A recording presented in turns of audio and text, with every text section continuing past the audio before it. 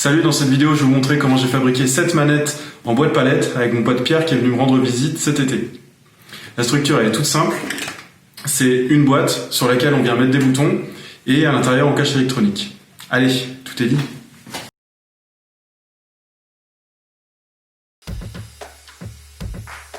La première étape, c'est de récupérer les planches de palette et de nettoyer les bords en les passant à la scie sur table.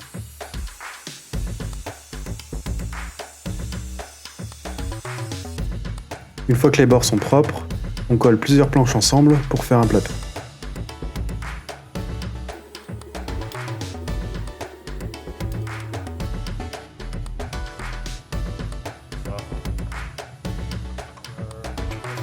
Pendant que la colle sèche sur le plateau, on attaque les côtés de la boîte. D'abord, on fait des rainures pour glisser le fond de la boîte. Et ensuite, on fait des coupes à 45 degrés sur toutes les planches, sauf celle du fond, qui sera démontable.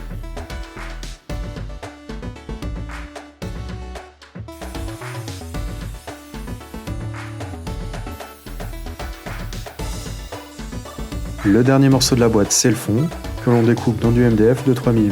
On n'a pas besoin d'avoir quelque chose de solide ici, puisque la boîte sera presque vide.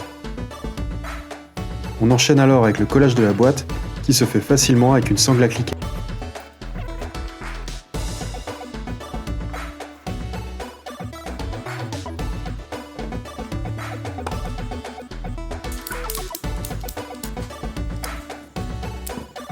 L'idée de base était de pouvoir démonter le fond pour accéder facilement à l'électronique à l'intérieur, mais les coulures de colle dans les angles ont fixé le fond et du coup il était impossible de l'enlever après séchage.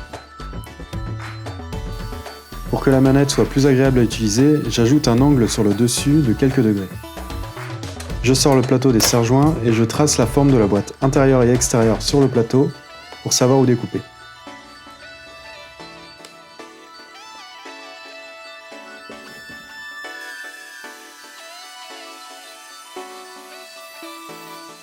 J'ai voulu tester l'encastrement du plateau dans la boîte et pour ça je fais une rainure à la scie sur table.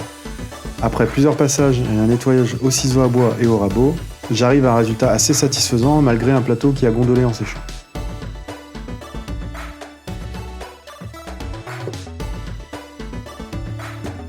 Avant de coller le plateau, je me rappelle qu'il est plus pratique de percer des trous sur une surface plane plutôt que sur une surface inclinée, alors je marque l'emplacement des trous avec un modèle trouvé sur le net et je les perce à la perceuse à colonne avec une mèche de 30 mm.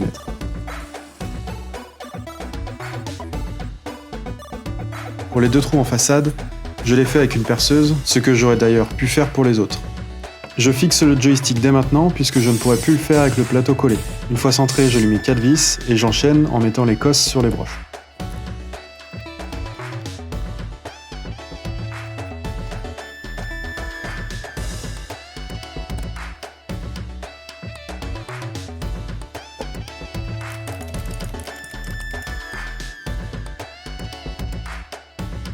Le moment du collage du plateau arrive et je commence par une boulette en mettant de la colle sur tout le tour, même sur la partie qui doit être démontable.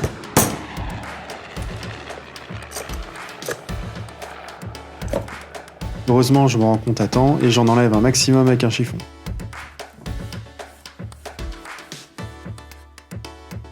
Et je finis par remettre les serre-joints avec un tasseau pour bien répartir la pression sur le bord du plateau.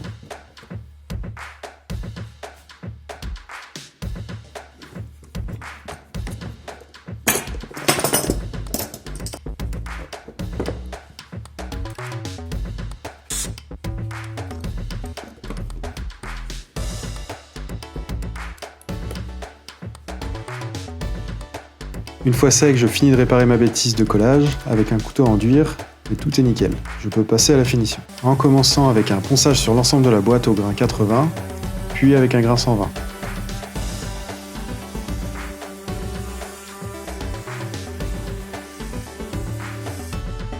J'applique ensuite un vernis transparent au pinceau.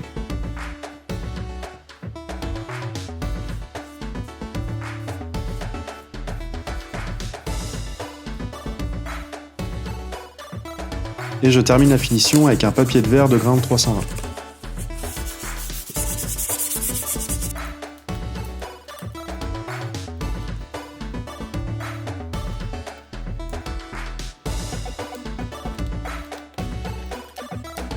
Il ne me reste plus qu'à finir l'électronique. Pour cela, je branche chaque composant sur la carte électronique. Il n'y a rien de plus simple puisque tout se clipse et il n'y a pas de soudure à faire.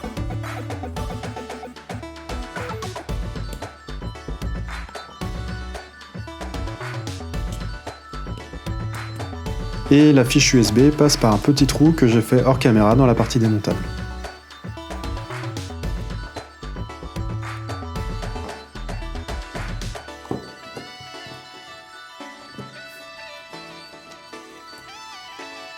On referme la boîte, on pose les boutons et c'est prêt.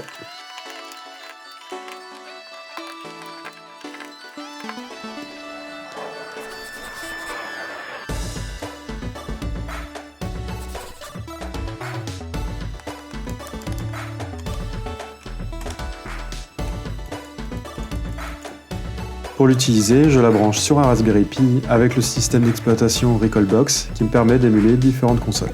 Allez, je vous laisse avec quelques photos.